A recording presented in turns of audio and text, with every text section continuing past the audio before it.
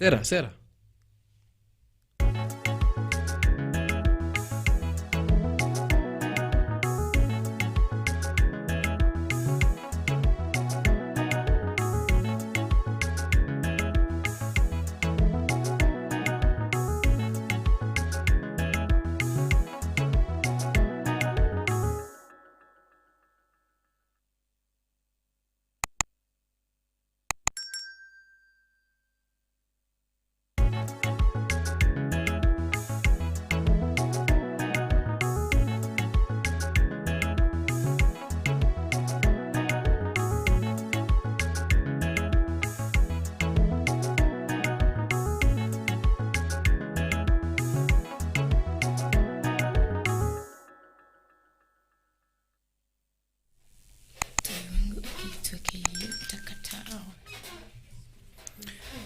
And it's exactly 3:15 p.m. right here on Farmers Media. This is the Farm Drive Show with me, Conrad Kibe. Definitely where we tell the story of an African farmer in the best way possible. And as always, maintaining the three things or the three values right here on Farmers Media. That is connect, learn and grow. And definitely if you know it's a Friday, it's all about Ask the Expert. So in today's show, we have an expert in studio. She is our in-house agronomist or in-house expert. And she's a bubble of joy. So, thank you so much, Conrad. Gina. My name is Erika Musimbi. I'm an agronomist by profession. So I'm here. I'll be handling few questions that you'll ask about agriculture. More so, I'll be basing on soil. If you have any question on soil, please feel free to ask, the pesticides and scouting. So definitely, if you have any question regarding what you said, talking about soil, pesticides, especially that, because we have a campaign that we are running right here on Our Farmers. So if you have any question, just slide into our DMs or the comments as we are live on our Facebook page and definitely on our YouTube page. Any question you have regarding your problems to do with the farm, this is the time to do it. Remember, we shall be doing this every single Friday on Ask the Expert. See you. Right. Yeah. And so definitely, of course, we'll be having a very interesting segment that is the pan of the day as we end the show. And definitely Watu Mombasa Road, Thika Road, Ngong Road, and any place that we experience traffic, we shall be giving you the traffic updates towards the tail end of this show. Right, so you can connect on our Facebook page, that is at Farmers on our Facebook and Twitter, and definitely at Farmers Media on our YouTube page. We are live, so make sure you subscribe, like the page. Kama ni Facebook, Twitter, tafadhali tupatie follow, tutakuwa tumeshukuru sana. All right, so to the COVID updates. You know COVID is around. Yeah, we need to take care of ourselves. Sure. And so worldwide COVID updates as of today, that is the 3rd of September 2021, the positive cases since Corona started or COVID-19 started is currently at 219.9 million cases that have been reported. That is the positive cases. And the total fatalities we have is 4.5 million lives that have been lost due to COVID-19, and the recoveries are at 196.6 million lives that we have recovered. Wow. So make sure you are following the guidelines or the protocols that have been given by MOH, that is the Ministry of Health, and WHO, World Health Organization, on wearing your mask, not just wearing your mask, but wearing your mask properly, making sure that you sanitize. Kama una sanitizer, tumia maji safi na sabuni, and keep your social distance as much as possible. Sure. Right? Yeah. Na tumeambiwa tu vaccine. Sijui kama umevaccinate. I'm yet to take my vaccine. I'm in the process of taking the vaccine. I won't fail. I must take it. You must take it because you know it's actually reducing the rate of spreading the virus by 95%. So it's good to do it. Where hujaamini ma myths and hakuna myths. Actually, it's for your own good. It is for your own good, please. If you haven't taken the vaccine, do it. Sawa, expert amesema mchukue vaccine. All right? And so as we continue with the topic today, remember today we're only tackling the questions that you have or anything regarding farming. And she has talked about soil, pesticides, and on that note of pesticide, there's a program that or a campaign that has been brought together by European Union together with East African Community, that is the EAC. Yes. And it's called Markup, right? Yeah. And Markup is Market Access Upgrade Program. And this is all about safe use of pesticides. And so yesterday we were talking about purchasing pesticides, the small factors you're supposed to be checking before you purchase any pesticides. And so today we'll be talking about safe transportation. Umeshanunua, right? You've purchased these pesticides. How do you transport? Na kisha zimefika nyumbani zikiwa sawa, so that we don't have any spillage or anything that will go negative or south. So these are the small factors, the just 3 that you need to get very clearly, so that when you're transporting these pesticides, you make sure that you're doing it safely. And 1, when transporting pesticides, always ensure they are isolated from food products, other passengers, and livestock. 2, pesticides should be properly sealed to avoid spillage. And 3, pesticide should be protected from rain, direct sunlight during transportation. So make sure as you're transporting these pesticides, usiweke pamoja na kila kitu uko nyuma, kama ni wanyama, mifugo umeweka, chakula, transport, maji, ziweke tu mahali zikiwa peke yake, si ndio?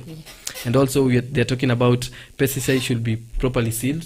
Remember yesterday we talked about when you're purchasing the pesticide, the containers, make sure they are sealed.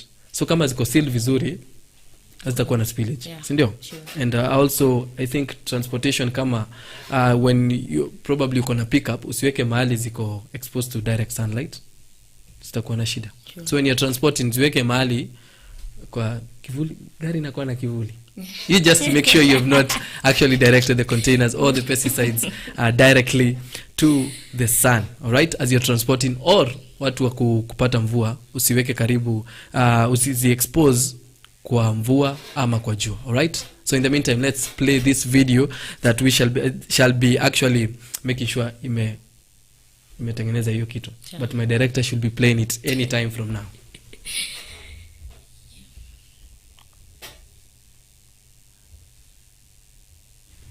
Okay.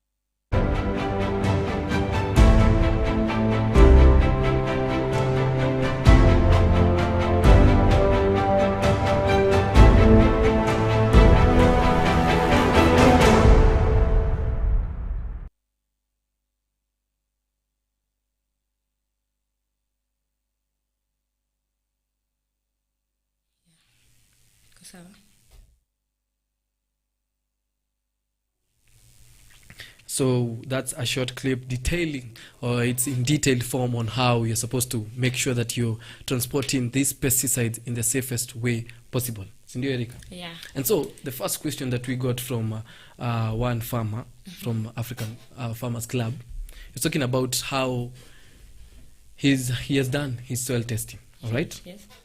Ako sawa, but he has noticed that the soil quality, after a very long time, very long time, amekuwa kipanda vitu, things are not working for him. And he has realized the problem is the soil. But he has done his soil testing, pH iko sawa, the crops ambazo ameweka kwa shamba lake, it is in line with the pH, all right? But later he realized the soil quality ndio kidogo kuna shida. Kuna factors ambazo zinaumiza soil quality. So which are some of these factors that can actually affect the soil quality of someone's farm? Okay. Thank you so much. A very good question, Conrad. Okay. What I'm going to do to say is that soil is actually a habitat of every living thing. Hata sisi tunaishi kwa soil. The plants are on the soil. Tumetoka kwa soil. Okay. So soil is basically all that we need to survive, to be here where we are. Yeah. So for a soil to have a problem, there are factors. Now that he has tested the soil pH, yes, the soil is very okay. So anashangaa ni nini? Kuna shida ingine. There are actually 3 factors that I'm going to handle that affect soil, that might be affecting his soil. Okay. Number 1 is the pesticides. the use of the pesticides. And then number 2, I'll be handling the monocropping. Alafu number 3, I'll look at the tillage, land tillage. Okay. So let's start with number 1, pesticides. Pesticides are the chemicals that we use to help our crops on the farm to grow, like to grow healthy, to avoid diseases, to avoid the diseases, the pests that attack the plants. So maybe the farmer is actually using more pests on the farm, or more the wrong pesticides pests, on the farm, or the wrong pesticides. Yeah. So, again, overusing the pesticides ni vibaya, in affect soil quality, whereby the soil fertility level will drop because they are now used to the pesticides, the use of pesticides. So, like, as the soil cannot do it on its own, So, number 2, the pesticides. The use of pesticides, the overusing of the pesticides in affect your soil. So you find that the crops, they cannot do well without the use of pesticides. So it is not bad. I'm not saying that kutumia pesticides ni vibaya. Sasa hapo ndio wanakuanga na shida. Yeah. When you say overusing, so how do you know you actually unaitumia sparingly or in the right amount? Actually, there is the campaign you are doing here, the Somalebo campaign. So tunasaidia mkulima. Very nice. So your Somalebo campaign. Okay. All pesticides that you purchase, ensure they have the label, and the label includes the amount of pesticides you are supposed to use. So everything is detailed there. Yeah, it is the detailed quality, there. Everything, the quality, the grams, the amount, So just make sure you read the label to understand everything on the label, so that you don't have problems on your farm crops. Okay, so just not giving his real name, tumuite Joshua. So labda Joshua tu yeye alikuwa anaweka tu kwa shamba. Yeah, yeye alikuwa anaweka tu. Because probably there are very many Joshuas out there. So Wasomangi the label. Please, so ukishanunua umesema pesticides, Joshua umeambiwa usoma label. Na Joshua zote wako kunje. Msome label. So umenunua the pesticide. Unafaa, the first step you're supposed to do is soma label. So that umepurchase pesticides, it is okay. Is it expired? Because you can purchase it now. Hata mali ulinunua, it's not it's not it's that one is from, not the dealer. The dealer who sold it to licensed. Ayuko licensed. So he can sell anything. And in fact, he might even sell something else which is not a pesticide. Kuwekea madawa zingine hazifai. Anakubora ni kitu iko kwa chupa ama kwa mkebe. So you are like, nimenunua dawa ya shamba.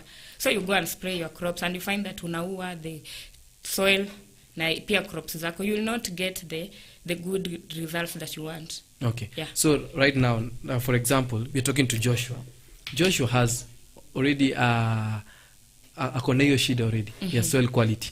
So what can you before we even go to the other factors on pesticides? Yes. So ashajua. Joshua amesikia, amesema yenyewe mimi ni huyo mtu. I just spread the pesticides anyhow in the farm. So how can you tell him or any other Joshua that is out there, even unafaa kutumia, ama this is what you should do to improve the soil quality now? Okay, to the Joshuas outside there, your farm, I know you have a good farm, and if you take care of that farm very well, actually you will love it. You will love everything that will come out of that farm.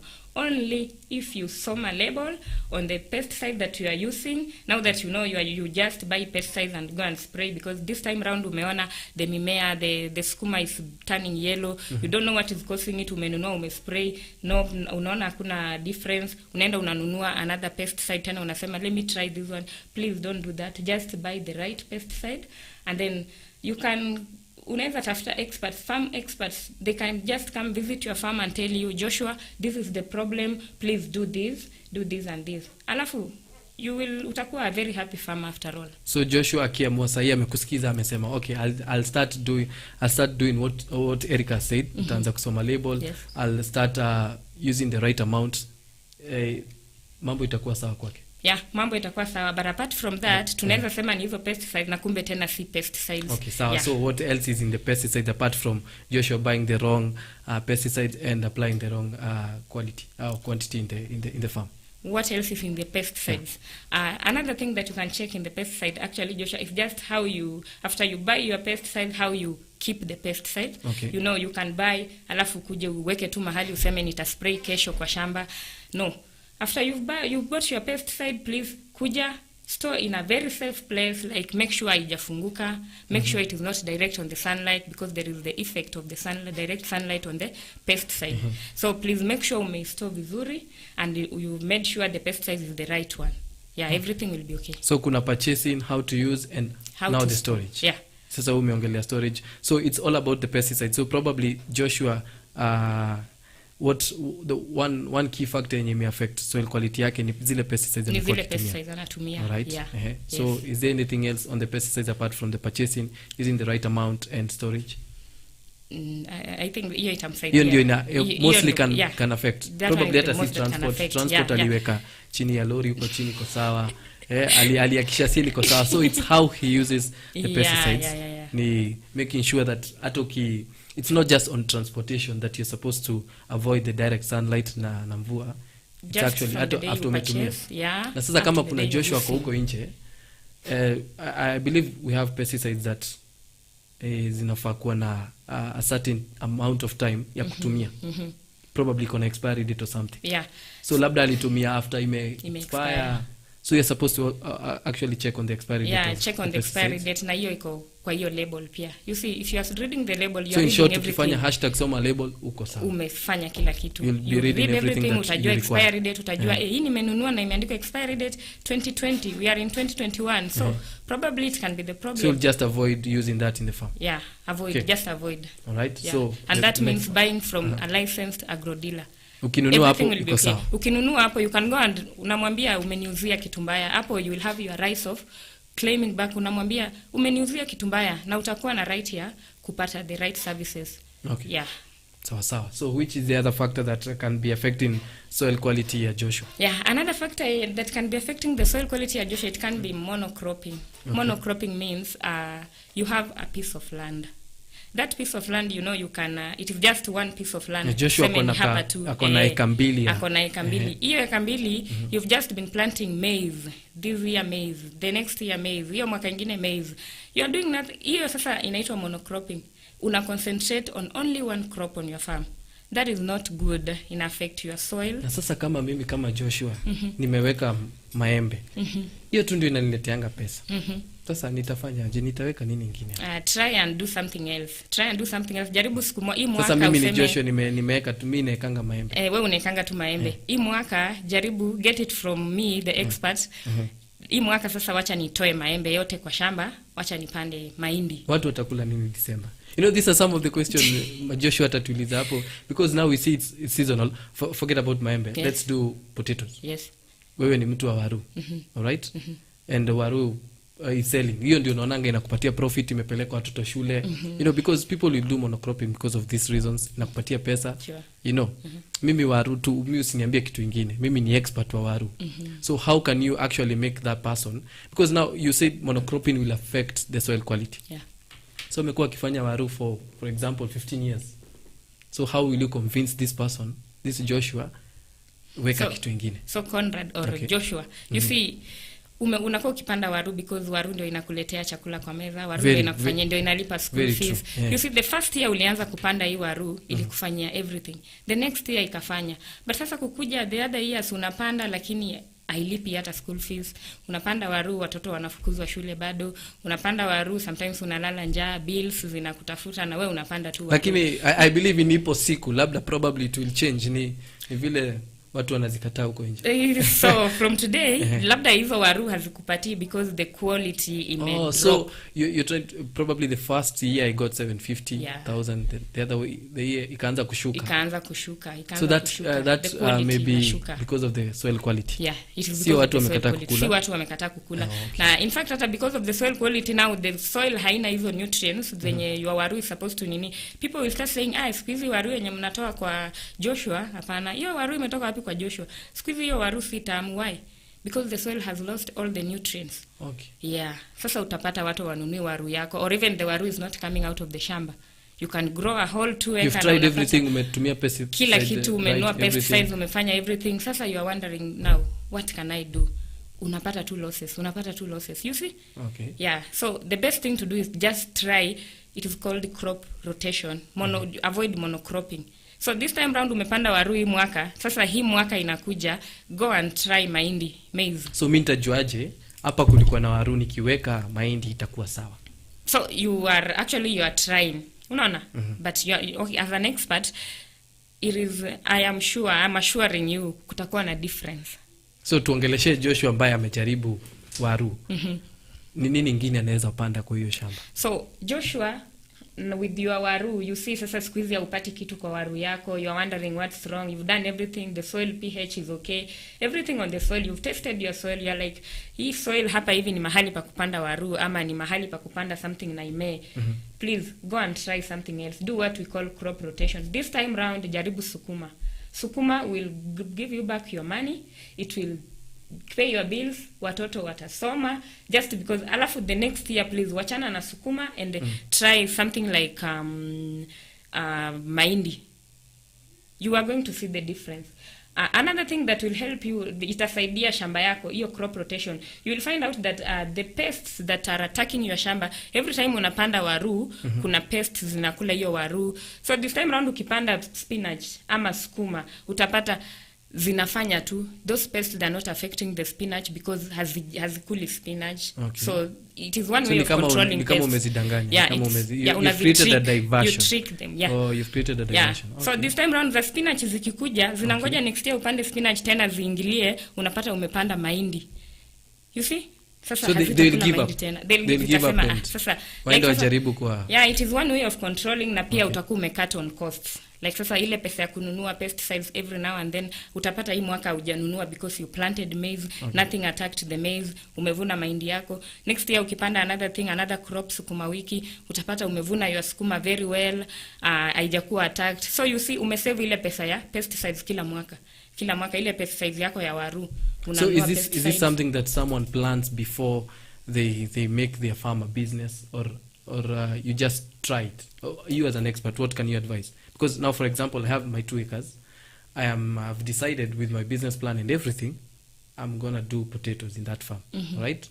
So in this business plan, do I include what I'm going to be rotating with, the crop that I'll be doing the crop rotation with? As an expert, you can have sections on your farm. Okay. You can have so not the 2 acres yote unaweka waru. 2 acres yote ni mahindi, ni waru. Hapana. You can decide hapa, a quarter of it, let me plant maize. Okay. Utaona vile itafanya. The next quarter, wacha niweke spinach. The next quarter, wacha niweke waru. The next quarter, let me put something else. So utaona hii section, how has it performed this time round? Ukiona imeperform vizuri, next time try toa waru hapa, weka hapa na uchukue hii upeleke pale, then you will see the difference. You see now that is utakuwa una maintain soil nutrients, you will be controlling pests and your farm itakuwa healthy. Generally your farm will be healthy. Okay. So pests zitakuwa hapo zinashindwa leo tulikuwa hapa kesho tunapeleka pale. By the time they get there ulishapeleka huko. Okay. So it is one way of controlling na utafurahia, your mavuno will be okay, everything will be okay. Actually utakuwa umekata on cost, this and is the something profits you can actually advise someone to do before they even start. Yeah, before they even start. Wamepatition nini yao shamba yao vizuri. Just try to, but don't just measure on one thing because pia unajua uwezi bahatisha. And so then again unapiga performance review pale unaona. Yeah, wale walifanya vizuri, can we try this one there? Yeah. Tuone kama itaperform pale. Itaperform pia. Okay. Hivyo tu una rotate, everything will be okay actually. Oh, yeah, right. Kila kitu itakuwa sawa. Conrad and Joshua out there, just try do that. Okay. You will come back and tell me what. So that is that probably Joshua hapa alikuwa tu anapiga tu waru zake, anapiga 15 years amepiga tu waru, anashangaa. My soil is okay in terms of I've tested it, it's okay. Nimepiga maji vile nafaa and everything, I've used the pesticides. Kumbe shida ilikuwa anafanya monocropping. Yeah. Alafu pia different crops ziko na different weather, zinataka different weathers. You cannot just plant ni jua na wewe umengangana unapanda hapo sukuma jua from January to this time. So you also check on weather. What do you mean check on weather? Okay, there is weather forecasting. So you try and unajua like kitambo kidogo, our great grandmothers, they just used to forecast, they're like mwezi wa pili it is going to rain, so they are ready, watapanda kitu fulani mwezi wa pili. But right now there is, you can actually go to internet. There is everything, you can access the internet, you actually see the weather forecasts in advance. So unajipanga mapema. Unajua like in June kutakuwa na a lot of baridi, so siwezi panda this crop kwa baridi. So for example, ni nini huwezi panda, just quickly to mention? Which crops don't do well? kwa baridi? Yeah, something like hata mahindi, maize Wakati wa huwezi panda baridi? tu kwa baridi. You know, hiyo baridi ya between June and July, kuna vile ita affect hizo mahindi, they will not grow well.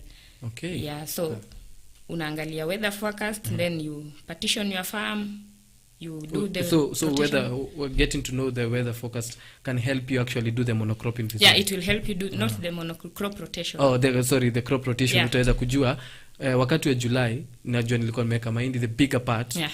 So I can try some crop that does well during that July and June, and then nipeleke mahindi kwa wakati wa that jua. period. Yeah. Unapata profits. So that one actually is one of the key factors that affect the soil quality. Sure. Quality yako ya mchango inaenda ikididimia. Inaenda ikididimia, ukimeasure tu on one thing you see. Sasa like kama ni mahindi itakuwa imetumia all the nutrients za mahindi hapo. So next time ukiweka try beans, something else, you try something like weke beans. Beans, they have the nitrogen fixation the capability of fixing nitrogen in the soil. Okay. So nitrogen is one of the requirements in the soil. So ukipanda beans and then by the time unavuna, the nitrogen is still there. Ukipanda maize, you don't have to buy the fertilizers to do the top dressing and all that. You see, imekusaidia umesave. So crop rotation itakusaidia sana. So Joshua umemwambia apart from pesticides amepiga tika kona pesticides niko sawa. Kumbe ni monocropping. Kumbe ni nimefanya monocropping. Yeah. Okay, there's another Joshua amesema pesticides niko sawa, crop rotation niko sawa. What is the other third factor? The other thing is land tillage. Yeah, land tillage is actually the period of preparing land ndio upande. You know, you cannot just wake up in the morning, Conrad, unaamka tu unasema wacha leo niamke niende nipande.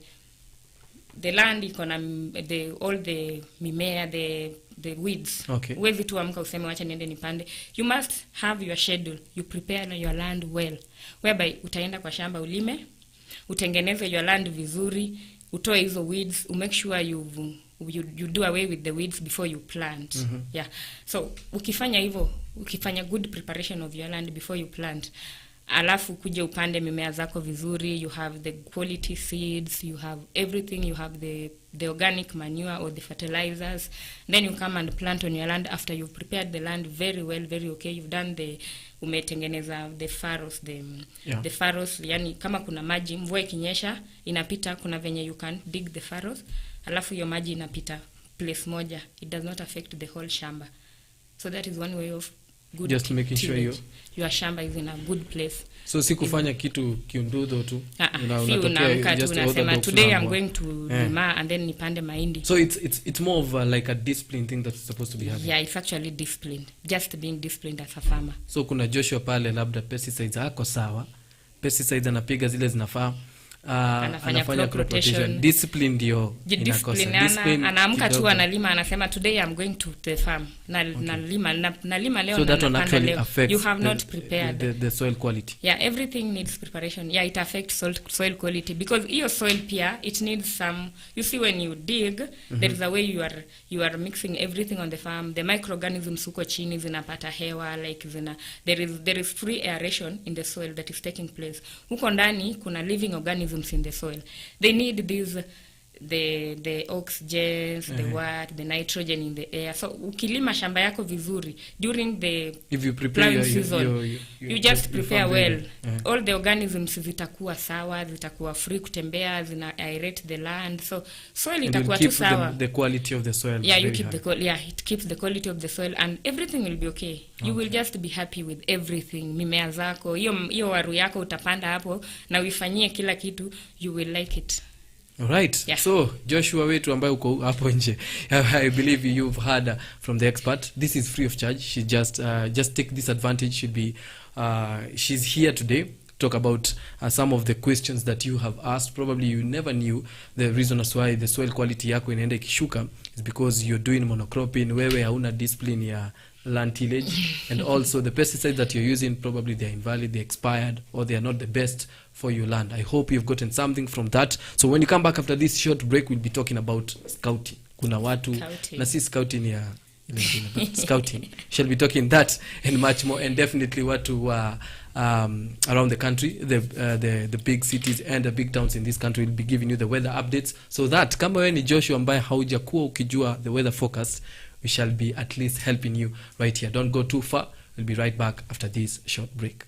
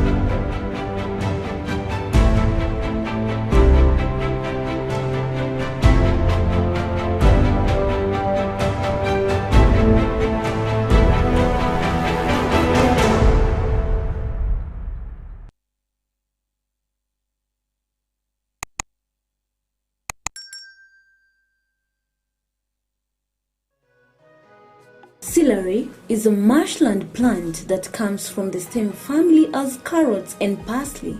It has long, firm and pale green fibrous stalks and grows in bunches of approximately 8 to 10 centimeters. The stalks taper into leaves at the top. When planting celery, it's best to ensure that the soil is enriched with compost and with a soil pH of between 5.8 to 6.8. It is also important for celery to grow in moisture-retentive soil.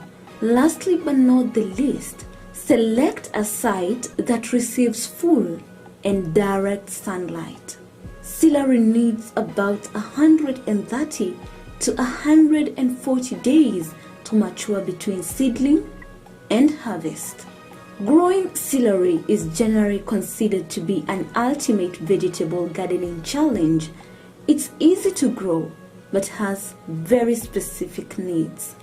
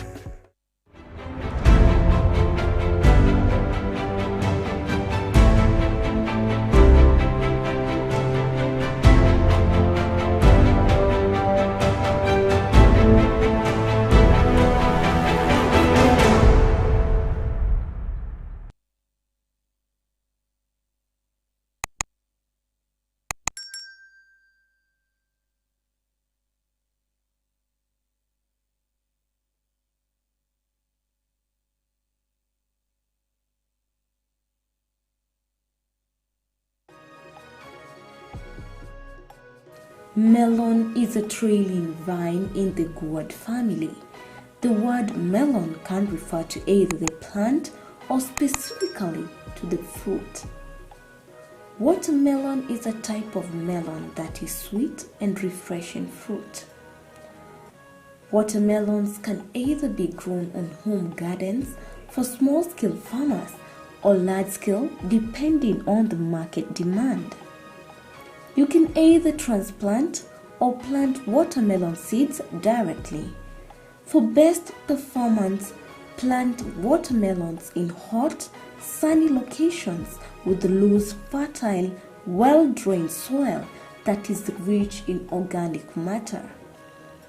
It is best to plant watermelons on raised rows and ensure that the soil pH is between 6.0 to 6.8. On average, it takes around 3 months for a watermelon to grow from seed to mature fruit, with smaller varieties having shorter growing times than larger varieties of watermelon. Watermelon growing, if done rationally and on a scalable basis, can be a good source of income.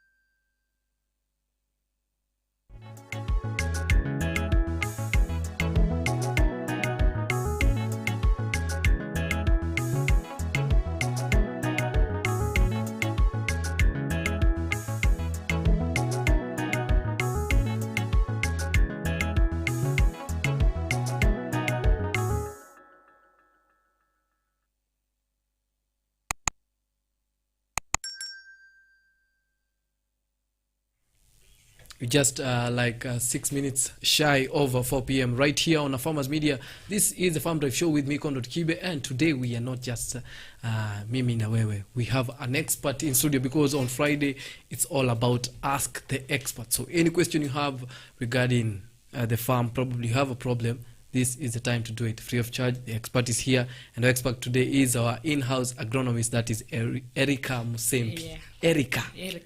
Yeah. Ai. Yeah. Sawa. Erica ni opposite of Eric. Hakuna opposite jamani. Opposite. Gender, in terms of gender, like Eric, no, Erica. No. Okay, sawa. So she'll be here until 5 p.m. to answer any question that you have regarding anything to do with your farm, especially the soil, mambo na scouting, mambo na pesticides. She'll be here to talk about all that throughout this show. And definitely just to touch on the pesticides, remember we have a safe use of pesticides program that is going on, and it's brought to you by the European Union together with East African Community with a boost from the Ministry of Trade, Industrialization and Enterprise Development. Yes, Enterprise Development, and it's called the Market Access Program. And so today we'll be mainly talking about bringing out the Soma Label campaign in terms of the safe transportation of your pesticides, right? And so when it comes to transporting pesticides, hizi tu sizibebe hivi zichukulie kama mayai. Unajua how people carry mayai. Hata ukikimbia kuna ile angle unaweka ukibeba mayai. In fact hata ukimbii kuna vile una balance. Yeah. You know, there's a way you can balance something ukiwa kwa nduthi. You don't just carry it next near your chest. You just carry it above. It's more of like physics. So how you actually do it, how you balance that fragile item that you have, the same way you're supposed to actually transport these pesticides, right? And so the first thing is transport the pesticides. Always, when transporting these pesticides, always ensure that they are isolated from food products. Usiingie nazo kwa fast food joints, ama uko nazo hapa kando alafu unakula fries zako tu pale pole. So please, ama umeziweka pamoja, you know you've done your shopping, umeingia kwa Agrovet, ukatoka hapo ukaingia supermarket, ukaziweka kwa bag moja. Please don't do that. So don't mix as you're transporting. Always ensure they are isolated from food products, other passengers. Usiende ukinukishia watu pesticides kwa gari. Wezi funge tu vizuri kidesign. Ukiweza kuziweka mahali kwa boot or something, as long as you're transporting, you know, utakumejipanga when you're transporting the pesticides. And livestock, usibebe ng'ombe kule nyuma pamoja huku umeweka mizigo ya pesticides. Please ensure you're making you actually transporting your pesticides in the right way and in the right manner. And also pesticides should be properly sealed. We talked about don't purchase any pesticides or any container when the seal is broken. That one is a rule, a golden rule when it comes to anything that is being used. Yeah. We're talking about drinks and also pesticides. For now, let's talk about pesticides. Don't purchase any pesticides or accept any pesticide when the seal is broken. So make sure, hata kama it's not broken, just make sure ume verify that, so that don't transport ikiwa imeinama na ina spill kidogo. Yeah. Because that utakuwa umeenda hasara kubwa sana. So make sure when you're transporting this sorry? Yeah. Utakumeenda sana and you are endangering lives. Yeah. Because utakume spill na probably kwa gari na kwa PSV. And the last one, this is not the least one, it's just the last one according to our points. Pesticides should be protected from rain, direct sunlight during transportation. And expert Eric ametuambia pia ukiziweka after umezitumia imebaki kidogo, storage, you keep it safe, utatumia and it should be protected from the direct sunlight and make sure it is also away from children. Unajua kama watoto wako kwa nyumba, mtoto ataona what is this, let me try it, unaenda hasara ya everything. So we pia tutakuja hapo kwa storage but for today it's all about transportation. So as you're transporting, avoid kuweka karibu na jua ama karibu na mvua, directly that is. And also just make sure that the seal is properly sealed, so that to avoid spoilage. And when you're transporting, avoid or isolate these pesticides from food, people, that is passengers, other passengers, if you're using a PSV, and livestock. All right. So that's all about the Soma Label campaign, and that is the most important. Make sure before you purchase, Soma Label, Soma expiry, the use, the best time to use, and all these things ziko kwa Soma Label. Kama ujui utatoa wapi easy the best agronomists or the best dealers, make sure you visit the Pest Control Product Board website. Get all this, you get the best agro dealer, utaenda pale, you get the best pesticides for anything or the pests that you have in your farm. All right. So watu wangu, the farmers, you don't know when probably you're not able to access the weather forecast in the best time.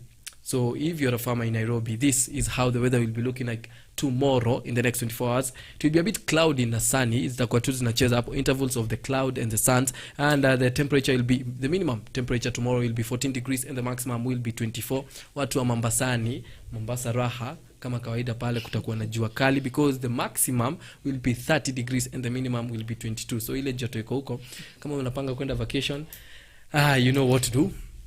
And also watu wa Kisumu City, also the sun will be out tomorrow and the maximum temperature will be 29 degrees and the minimum will be 18 degrees. Watu wa Eldoret, home of champions, kesho kutakuwa na jua kidogo, lakini bado kutakuwa na mvua, because the maximum will be 22 and the minimum will be 12 degrees Celsius. Watu wa Nax Vegas, that is Nakuru, tomorrow kutakuwa na jua. Also the temperatures will be maximum of 25 degrees and the minimum of 12 degrees. And last but not least, our neighbors right here in Machakos County, or County ya Mutua, the sun will be out tomorrow and the maximum temperatures will be 25 degrees and the minimum will be 12 degrees. So be advised accordingly. Kama unataka prepare your land, or you need to travel to your land, because probably you are a telephone manager, you know what to do and get to have that in mind. So today we are tackling we are talking to an expert, Erica Musembi. Yes. And I believe you have answered Chep Kimutai. Yeah, Naitwa Chep Kimutai on Facebook. He had the same question as Joshua. Yeah. The factors affecting soil quality. So I believe Chep Kimutai. Sindio? Yeah. Kimutai. You've been answered, and our expert today, Erica Musembi, has answered you accordingly. But if you have question umesikia ni kama kidogo ni kama umefanya zote. If you have any other question, probably a clarification you want, you can always just comment on our Facebook page. Tutakuwa tunaona hiyo, and she will be here to deal with all that. So before we went on a break, we're talking, we teach people and told them we're talking about scouting. So in layman's language, what is scouting? Scouting, thank you so much, Conrad. Okay. Scouting your farm, it's different from the scouting that almost everybody knows. Kuna ile scouting hata wewe unajua, najua wewe ile ya shule. But now this one is actually scouting, ni ile you work in your farm, traveling, probably moving in your farm, where you planted your crops, you move from one area to the other. Now you don't just move, unatoka hapa unatembea unaenda tena unarudi. No, you move systematically. You stop at a point. Okay. You check and on your crops. Walking in your farm. Yeah, walking in your farm. You check on your crops. Unatembea unaangalia, hey, this one here it is yellowing. Unasimama unajua kwa nini it is yellowing. You don't just get here, walk and then come back and tell us you've scouted your farm. No. Scouting is actually moving from one point to the other of your farm, stopping at an interval, checking on your crops and noting the problems, maybe if there is any problem, if there are any weeds on the farm. So that is scouting. You're actually generally checking on your crops, on how your crops are growing and everything on your farm. That is what we call scouting. So there is no big difference with the scouting that we know. The only difference ni ati hii shamba inanga matching. It's not, you're not moving all in a straight line, but you're just walking. You're just walking, and you're stopping at a point. You're stopping at a point. You're looking at your crops. Getting to know the problems. Yeah. You look at your crops, you're like, hii mahindi, hii ni fupi, hii si fupi. This one imejikunja, this one is actually imejikunja hii. Why? Why is it doing this? So as you're doing scouting, lazima, do you go with the angle of looking for the problems, or how do you do it? Because probably you are a new farmer. You don't even know how to scout. Hata ujui shida zinakuanga wapi, sukuma inafaa kuwa kala gani. You know, all these things. How can you help that new farmer who has not done scouting? Okay. Before we come to the best time to do this scouting. Yeah, that is a good question. First of all, as a new farmer, before you leave your house, you are going to your farm to do scouting, there is a number of things you are supposed to have. Okay. We call them scouting equipments. Now, the scouting equipments, actually, one thing you should have is a pen and a notebook. Okay. Whereby, because you cannot tell me you are going to work in your 2-acre farm, and then you come back, you've mastered everything, like niliona mahali fulani kulikuwa na shida, hapa kukuwa na shida. So you must have a pen and a notebook to note down every problem you encounter. Like if you work here on the segment where you have sukuma wiki, you will know my sukuma wiki are withering, they are yellowing. Utakuja uende kwa your viazi, the section of your viazi. Upate, hey, hizi viazi, they're like, they're standard, they have standard growth. They are azikui, they're not growing, like, hey, what might be the problem? So you note down, viazi stunted, sukuma yellowing, and everything. So you note down. That is one equipment you're supposed to have. Number 2. So a pen and a paper. Yeah, a pen. Or a notebook and a pen. Yeah, I mean a notebook and a pen. Number 2, traditionally, like kuna those equipments, kitambo, not even kitambo, we also do them now. You work with a small knife in your pocket. Yeah, for scouting. What kind of a knife? It is called a pocket knife. Pocket. Kadogo too. In case you encounter. But now that one is if you have your farm around your area. Yeah, it is your farm around your area. And then you go to Machakos with a knife in your no. By the law you say you're going to do scouting. Yeah, just around. Ama ukiwa na farm Machakos, I'm sure you cannot just leave your farm there. Probably there is somebody taking care of the farm. Okay. Yeah, so you leave your house with a pocket knife. That's the role of the knife is actually you'll be working in your farm and then you find something like a weed, huwezi ngoa, so you will use that to cut off the weed. Okay. You see? So kuna ile huwezi ngoa. Sasa utatumia hiyo ku cut off the weed. Yeah, those are some of the important equipments you are supposed to have when you are going for scouting. So as a new farmer, when you just leave your house, you are going for scouting, you will just you go, you look at your farm, you stand at an angle, you look at your farm, and you'll not just scout like you just walk from here to there to there. You have a pattern. You have a pattern. Siku simama tu alafu seme let me go like hapa from this bed to another. No. So you have to have a so pattern. That you can you can get to know where you left it last Yeah, time. and a pattern will help you make sure you've scouted the whole farm. Okay. So unajua nimeenda hivi, nimerudi hivi, I'm supposed to go back like this and then go. That one will help you. That is a pattern. Other than just walking, you walk up to there, unafika huko useme nimechoka, I'm not walking again. Tomorrow again you will wake up, you want to scout. Haujui ulianzia wapi, ulimalizia wapi. So to make it easier, just have a pattern. So like I am walking on this line, then from this line I'll come to this line. At least you know how you are scouting. Today I'm scouting these crops. Yeah, today I'm to scouting get to understand sukuma, what is happening. and then you make sure umemaliza hiyo sukuma. Tomorrow I'll scout my maize. Okay. Make sure you finished. That one will help you have efficient scouting in your farm, and make sure you know everything. Like you know now sukuma yangu iko na shida fulani.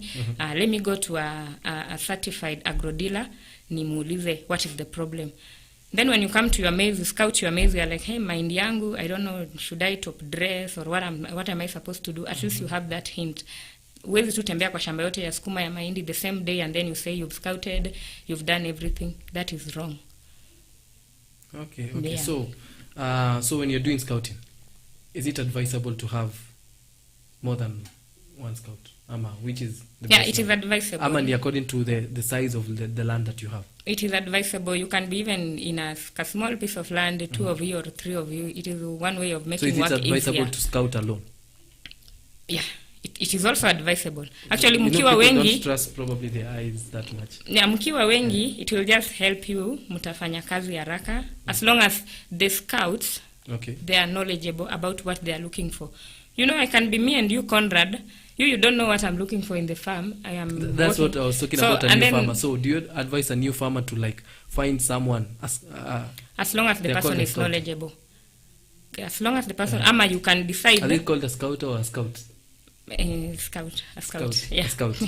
So is it advisable to like for a new farmer probably ajue venye withering inakaa ama to understand is this a pest ama one or two things, is it advisable to actually get an experienced scout? Yeah, it is advisable. If you don't know what you are going to do in the farm, Okay. probably get an expert mwenye atakuguide so that next time you work in the farm, you know what I'm looking for. Chenye natafuta, how does it look like? Okay. As a crop that is affected inakaaje na ile iko healthy inakaaje. At least you'll have that expert mwenye atatembea na wewe akikwambia. You cannot just work alone and you don't know. It's like umetoka tu unaenda ujui penye unaenda, you don't know. I'm going to Machakos and you don't know Machakos. So probably ukiwa na mtu anajua Machakos atakupeleka. The next time you come back unajua we passed here, we looked for this na nikapata hii. So as you're working with the experienced scout, you need to understand or learn through apprenticeship and just to know anakwambia this is how it looks when it's when it is affected, this is how it is kama Okay. iko on a pest, if the pest, this is how the pests look like. Because you know, now like, when you bring in I understand this is quote unquote like a profession, being a scout. So you incur some costs when you bring in a scout to help you. yeah, So you incur some costs. you incur some costs. So next time at least kama si ati unawatoa kwa kazi lakini, but at least now you know when you understand it will also be helping you, I believe, so that you learn from the first time. You Yes. incur the cost of bringing in a scout, Yeah. and then the next time you can do it on alone. your own. Uh-huh. And that's why you see you've saved. Okay. Like, yeah. But it is So- good to get the expert. You unakuwa costed, but at the end of the day you've learned something. You know something. Other than avoiding the costs, but again, you are losing everything. Okay. So when, as we take a short break, when is the best time to scout? The best time to scout, actually, as an expert, I can tell you, you start scouting as soon as you've planted your crops. Wakati tu zinaanza kujaminate. So As probably soon as roughly zinaanza how many- germination. how long? In terms of days, months, weeks? In terms of days, as soon as they have germinated. Yani ukiona tu zimetoka. Ni kama Yeah. mtoto mdogo. Start unaanza tu scouting. Just pamper. Yeah. You're always there. Yeah, just start from the word go. Okay. You see, there are the advantages of starting early. You see, you cannot wait for mahindi ikue kubwa, unatembea ndani, umepotelea ndani, and then you say you are scouting. And you've never done that before. That is not good. So, as soon as umeona zimetoka, they've germinated, Okay. you've seen the seedling, just start scouting from there. That one will help you to handle the weeds, the problems that come with the germination, crops growing, like the weeds. Ukiona mahindi ndio hii and the weed is near there, imeanza kutokelezea, it is good you handle the weed as early as possible. So that one will also help you, like you will not have to, you see the weeds will make the pests to come in faster. Yeah. And then the weeds will also make the plants not to grow healthy. So if you uproot the weed as early as possible, the plant will have all the time to enjoy the nutrients from the soil. Yeah. Okay. So best time is early as as soon possible. as possible. Yeah. Awesome. Yeah. So that you become consistent on doing it. Consistent. Like if you've checked in after 2 weeks, please go back, because after 2 weeks there are some other that you had not seen and they were coming, the weeds. Okay. So you'll have to go back and check again. That one will also be easier because unajua ukiwacha tu the farm imee kwanza and then the weeds, and then there are many. So by the time you're going to start looking for the weeds, uprooting the weeds and doing all that, it will take more time. Kutoka tu hapa mpaka hapa, you'll take a lot of time. So utachoka haraka. So the other farm, bado zinaendelea kugrow, the weeds are growing. So utapata you've lost your crops, or rather your yields will be too low than your expectations. Okay. So as soon as possible, do scouting. it and become consistent. Yeah. When you do as you go on. Sure.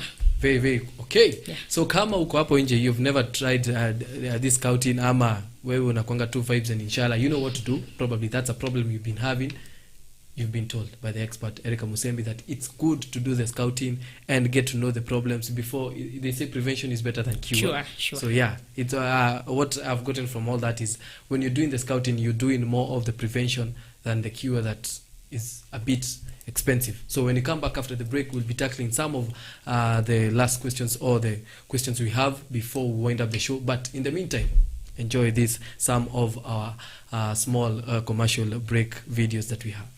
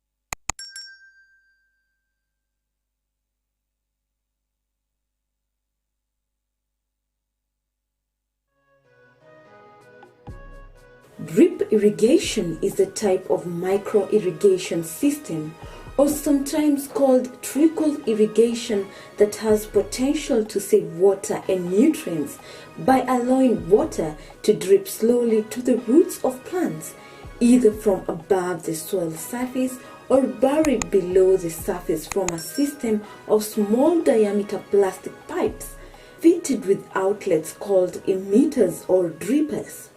The emitters slowly drip water into the soil at the root zone, therefore moisture levels are kept at optimum range, thus improving plant productivity. You can grow different crops using drip irrigation, be it tomatoes, spinach, skuma wiki, beetroots, celery, and many more crops will thrive using drip irrigation method. Drip irrigation is especially beneficial as it provides better plant health, less waste, reduced risk of diseases, money saving, weed control, and saves time. Drip irrigation is the most efficient water and nutrient delivery system for growing crops.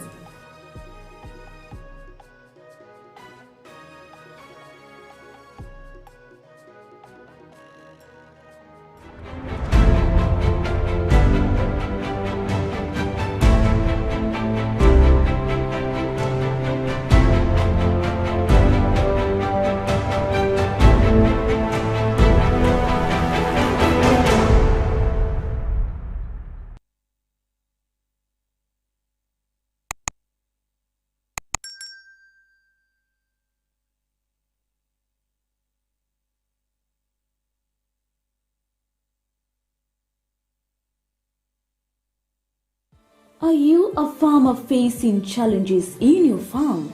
Pests, diseases, or even unsatisfactory produce? Worry no more. The solution is here. Join us every Tuesday on Diagnostic Tuesday, where we talk about various issues affecting agriculture and interacting with experts with knowledge in different sectors of agriculture to provide you with appropriate solutions, giving hope to farmers to attain better yields, to achieve financial success and development. Our farmers attain knowledge and grow profits.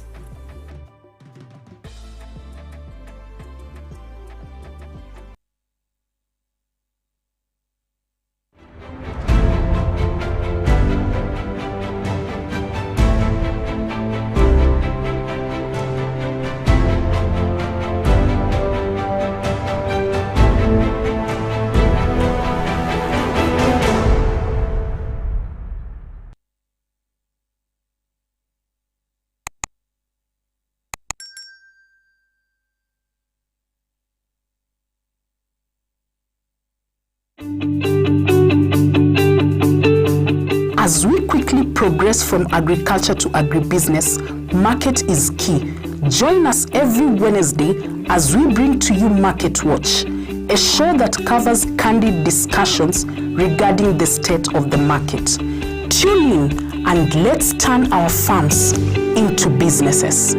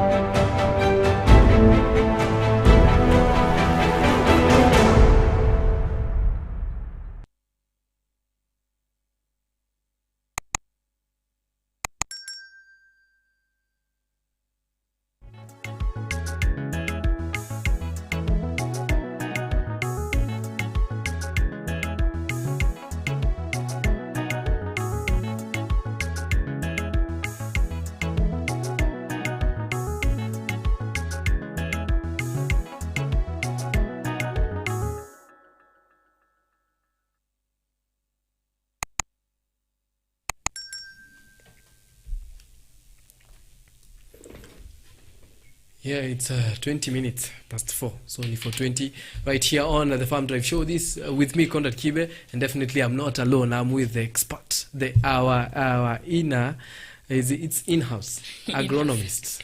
That is Erica Musembi. She has been answering some of the questions that you've been having on our social media platforms, and definitely she has been tackling about soil.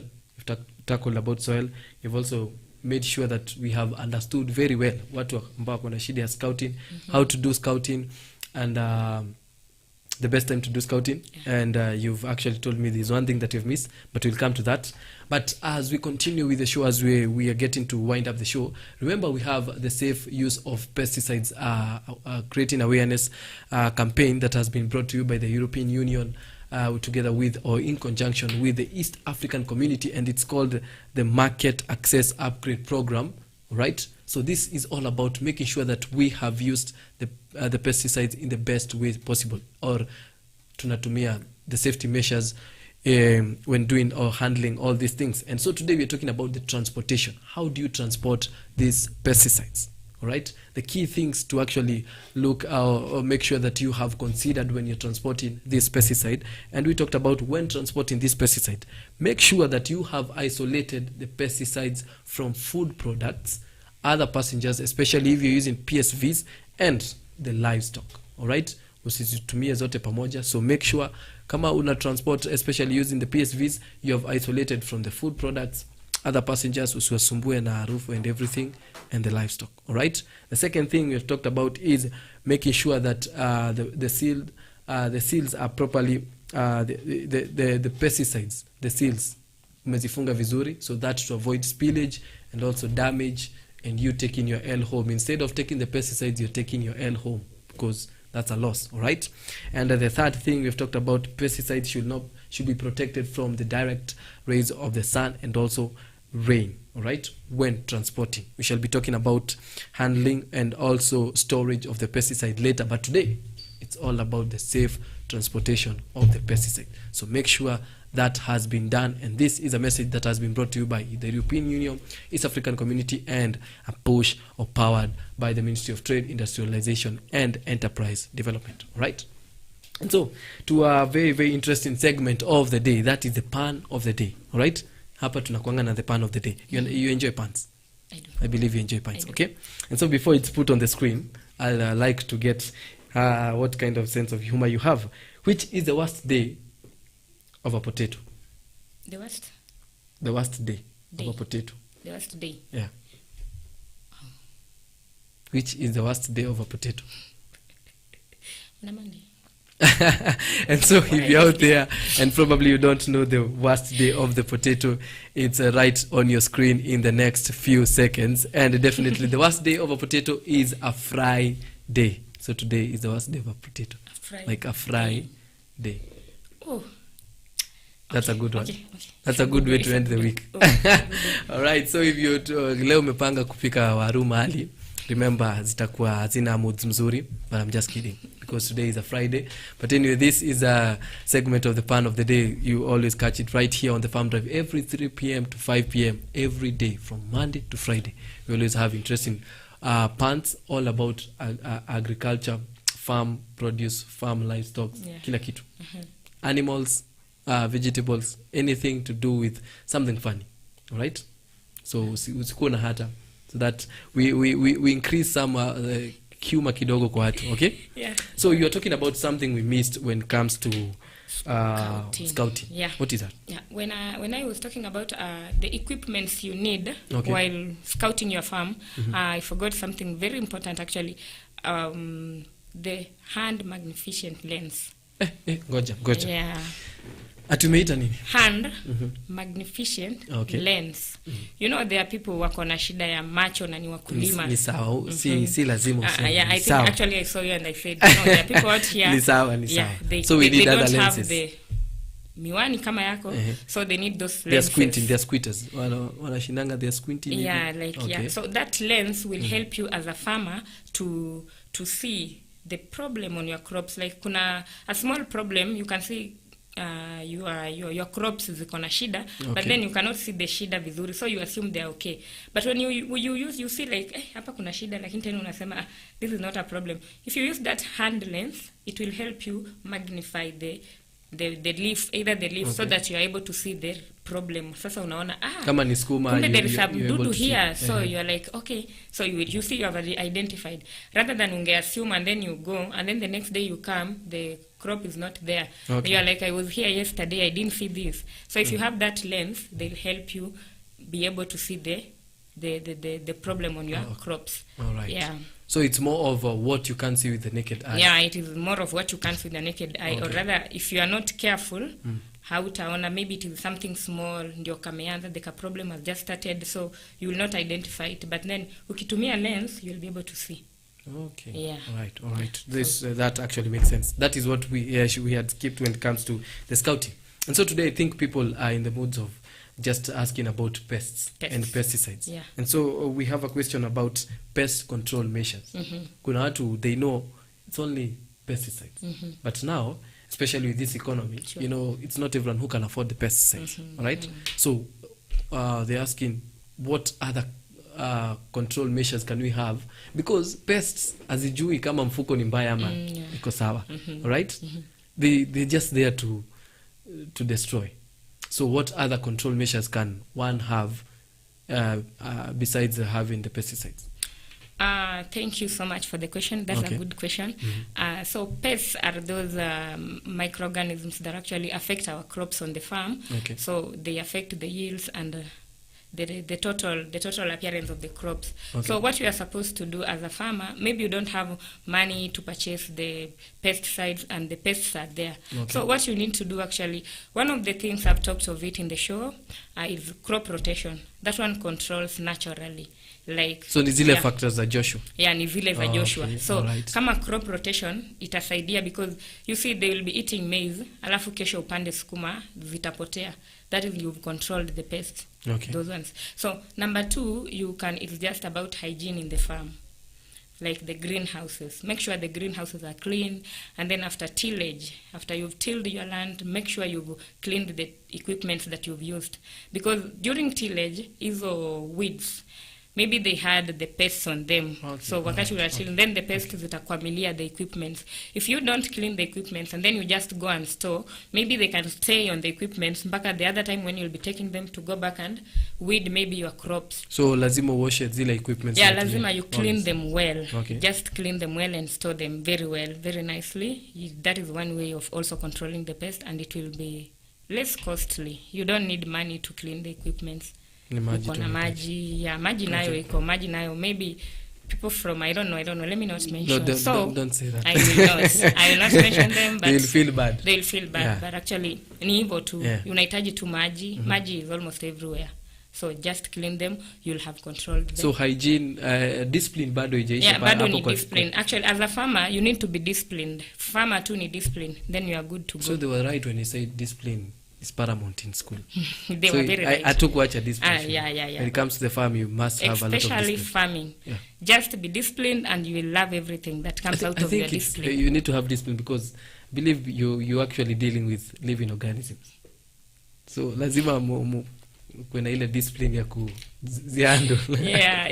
So it's more of you need to be woke. You know, quote unquote, this generation is using the word woke when it comes to how to handle these things. If you don't clean these equipments, wewe unatumia ile jembe ulikuwa unatumia kufanya the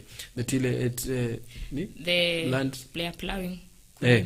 Wewe ukiweka kwa store, kesho unayamkia vile iko.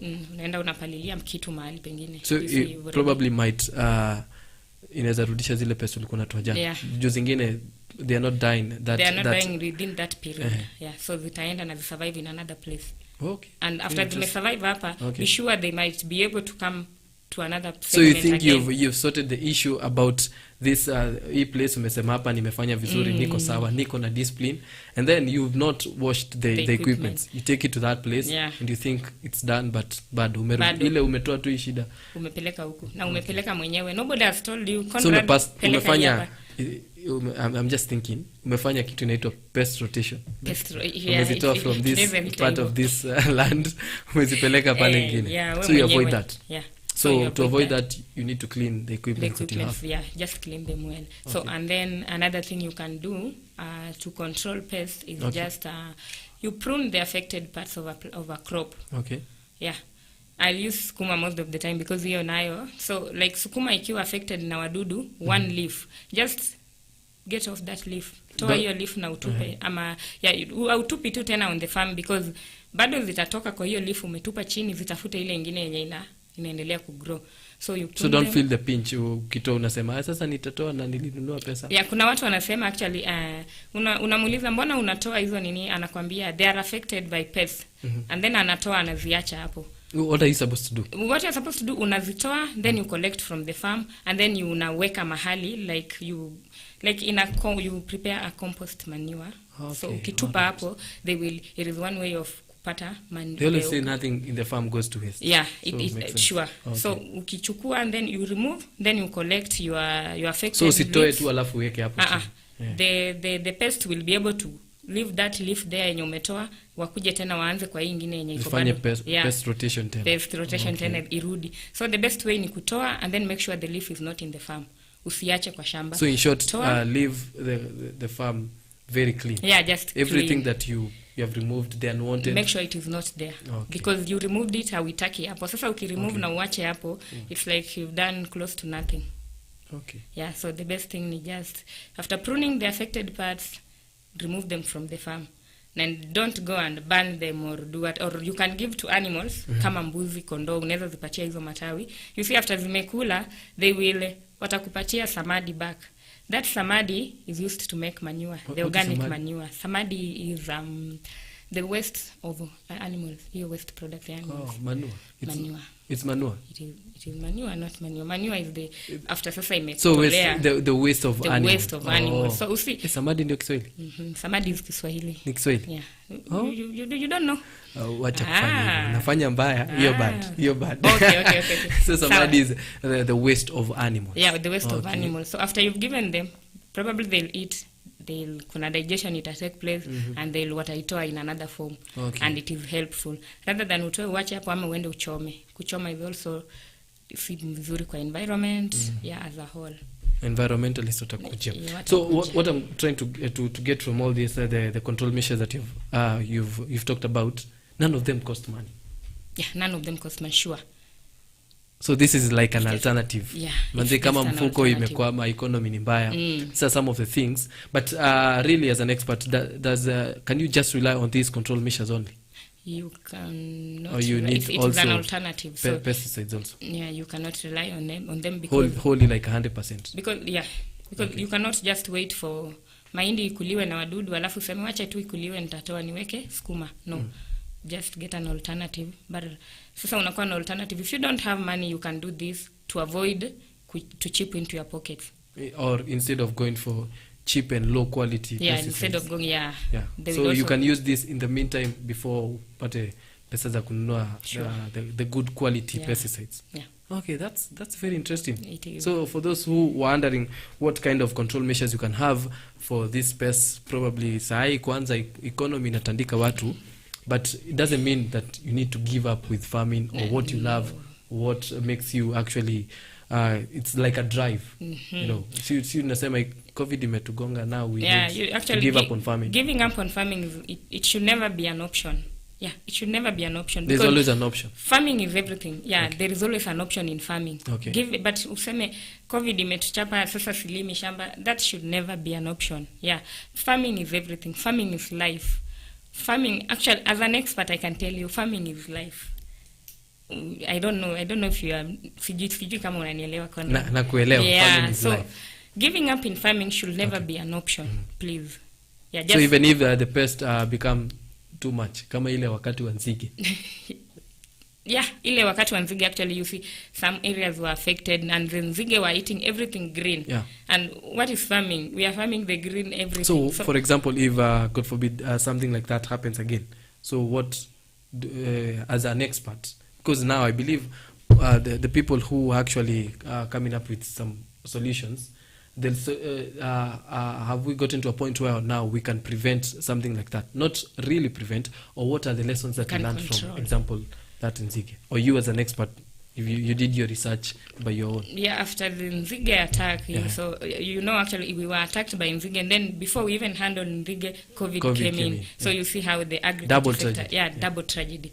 So as an expert, what I can tell you, Conrad, is that after the nzige tragedy, you saw the government in conjunction with other farm organizations, they actually tried their best to bring out the so ulikuwa umeona wameanza kuspray. Yeah, They yeah. were being sprayed and From- then they from Yeah. juu, sindio? So for now, I'm sure if such a thing happens, there is a way that it can be controlled. Before it hits almost everywhere, we will control it the first time we see it. It will be controlled. It is able to be controlled because unajua once bitten twice shy. So And so because probably now you say the government is kind of ready, what about the farmer? the farmer niye alikuwa beaten, so it's once beaten. Do you think as how, especially when we had a double tragedy, as you've said, the farmers, are they now prepared for this? Because if you could have asked us in 2019 if we are ready for a pandemic, no one would actually tell you, yes, we are ready, let it come. You get? So do you think right now, apart from the Nzige, it becomes we have an outbreak of pests across the country? Do you think how can you help to calm farmers? Because we saw what happened with COVID. People were everywhere, helter-skelter, March last year, trying to buy sanitary, anything, tissue papers, even they were running out of stock from the local supermarkets. So what can you actually help or prepare the farmers as an expert in terms of when we get another outbreak in terms of pests, just to calm down, tusikue na haraka? Thank you so much. As an expert, what I can actually tell farmers is just, as a farmer, you just need to be ready. You just need to be prepared for anything, because you don't know tomorrow. You might predict that tomorrow it will rain, and then it fails to rain. So what alternative do you have if it fails to rain? Okay. At least have an alternative, like have a borehole. In case it fails to rain, you can irrigate your crops, and you are okay with it. Just have an alternative as a farmer, just in case the other pests come in, like an outbreak of locusts. We call them locusts. An outbreak of locusts. Just have an option of how you can control them, just as a farmer, as an individual. Hapa usieke government, because also government, it might come in too late. So just have an alternative. Yani jaribu to try, have an alternative. Yeah, always a plan B. Yeah. Because we saw what COVID did, not just the Nzige, even after the Nzige, COVID itself really hit every sector, especially the agriculture sector. Yeah.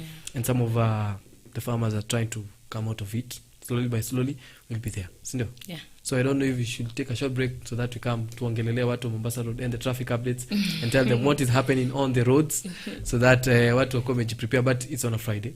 But I don't... do you have something you can tell a Joshua who is out there, because that's the name that you've used for someone who has actually a bigger problem, probably to address in summary on what has been happening or what you've discussed today? Okay, thank you. Okay. For the Joshua out there, the good Joshua, the farmer, just be disciplined on your farm. Just try your best and be disciplined on your farm. You see, if you are disciplined, you will follow all the instructions. You will buy your pesticides from certified agro dealers. You will buy you will make sure your farm is clean. You will make sure everything is clean on your farm, and you will not see all these losses. So just be disciplined as a Joshua.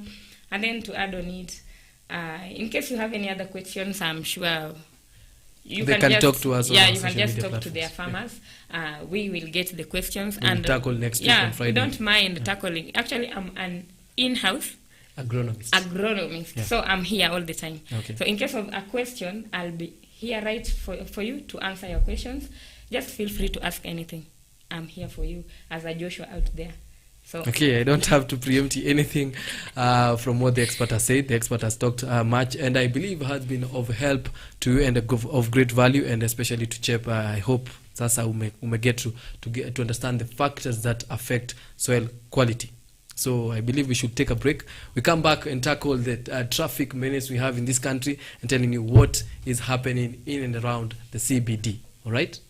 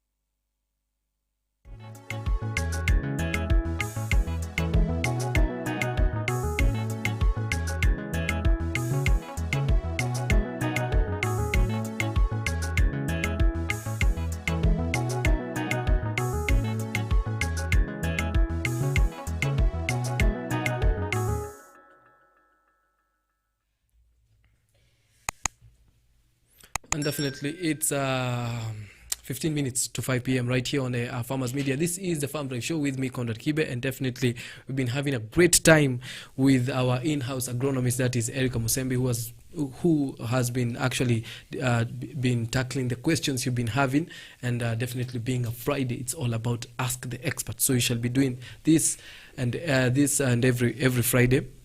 Shall be talking to an expert. Kama uko na maswali yoyote throughout the week, shall be compiling them. Unazitupa pale kwa DM kuja. It's free of charge, just right here. Remember, we're always live on our Facebook page at Farmers, and definitely on our YouTube page at Farmers Media. All right? Na pia Twitter, Farmers with a Z at the end. And also watu ambao wako katika barabara wanataka kuelekea nyumbani. Remember, today is a furahi day, so as of that, we need to take care of ourselves. And definitely, it's quite funny that GPO is not moving. So if you're around that place, jua how you'll navigate towards as you get home. And Kingara Road joining Ngong Road is not looking so well, as the traffic is stretching back to James Gishuru. What? Leo ni kama watu watalala kwa barabara. But anyway, as always, Mombasa Road around Mlolongo heading to Syokimau, pale ni bumper to bumper. So make sure if you're using that road, be safe and be very, very well informed that around that place, Mlolongo, Syokimau, that stretch, ni kama pale gari zimepark. And definitely karibu na Imara Daima, bado traffic is about to build, or it's building up. So make sure that if you want to kutoka kwa ofisi kwenda nyumbani, toka saizi. Kama kawaida, Southern Bypass, clear, and you can go home very, very well. So karibu hapo, karibu na Ole Sereni hotel, pale kuko salama. So make sure if you want to use some shortcuts or some other routes to go home, you can use the Southern Bypass, iko sawa sawa. And Langata Road around Wilson Airport, hapo kuna traffic bumper to bumper. It's not looking so good. So if you are around that area, or you are about to use that area, be advised accordingly. And definitely karibu na pale Mbagathi Road, as always, Mbagathi Way, it's a total mess, ni kama gari zimepark pale. So make sure that if you're using that road, be advised as always. Na kama kawaida, watu ambao wanatumia Ngara all the way to Thika Road, you can use Juja Road, looking so well. But lakini hizi sides za nyuma za the other sides of Isli, pale ni bumper to bumper. I think everyone is using that road to kuhepa jam. So if you are one of those people who are using Mombasa Road, remember it's two-way, bumper to bumper. So I'm hoping everyone will be having a very, very good evening as they go home. Remember to travel safe and always wear your mask properly. Usiweke tu hapa chini kwa chini. Hey, chini kwa chini. Nimesikia vizuri kusema hivyo. Hapa chini kwa chini. And use a sanitizer or clean water and a soap, and definitely keep your social distance as much as you can. And as always, kama unaweza vaccinate, please get that vaccination, because it's preventing the spreading of the virus with 95%. So Erica, wewe unatoka tu hapa, you'll not be affected by the traffic. So any last words to our farmers? What I can tell our farmers is we are here for you. Anything concerning the farm, agriculture, talk to us, please. They talk to you. So on all our social media platforms, if you can interact with Erica on all our social media platforms, and that's our official media platforms. She'll be there because she is in-house agronomist. Atakuwa pale akitusaidia, whether on Facebook, that is a Farmers, on Twitter, a Farmers with a Z, at LinkedIn, also a Farmers Media. She'll be there to help you improve on what you want, because we are always about connecting, learning, and definitely growing in all aspect, that is with profits or your yields, and also you as a farmer. All right? So that's the end of our show today. Thank you so much for being part of this conversation, and make sure you be kind to one another and don't do something I wouldn't do. And definitely enjoy the rest of your weekend and your evening. So make sure you take care of yourselves, keep warm if kama kuna baridi, na kama kuna just jiachilie kidogo. It's the weekend, it's the first weekend of September, so enjoy the rest of your month and your weekend. And for me, I don't think I'll be having a very good weekend because the EPL is not around, but tunaweza ngoja until next week. From me and my director Sero Wanjiko, it's a bye.